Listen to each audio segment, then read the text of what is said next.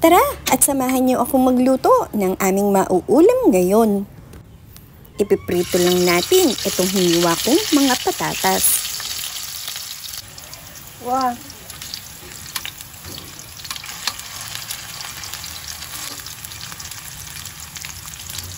Pagkatapos ay iset aside muna natin.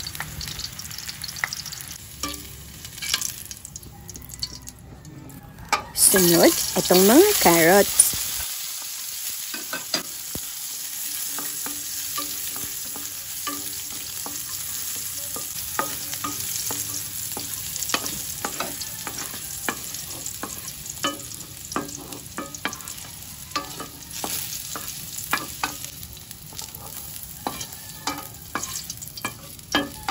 Lagay na natin ang bawang, sunod ang sibuyas, kamatis,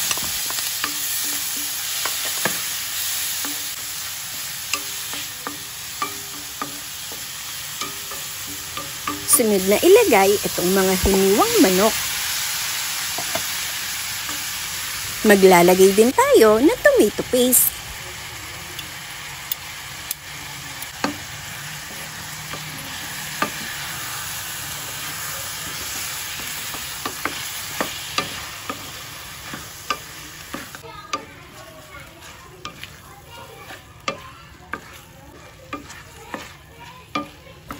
Timplahan natin ng asin, pamintang pino, at isang chicken broth cubes.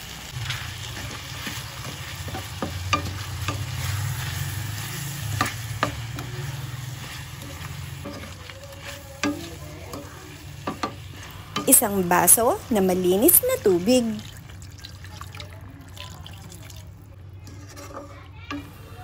Takpan at lutuin hanggang sa maluto itong ating chicken. At nakalimutan ko nga palang ilagay itong dahon ng laurel.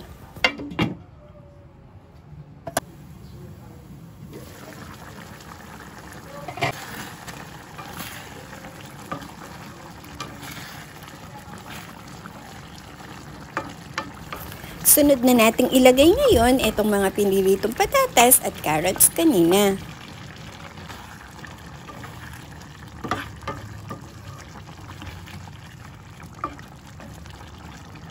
Luto na ito at pwede na natin itong ihain.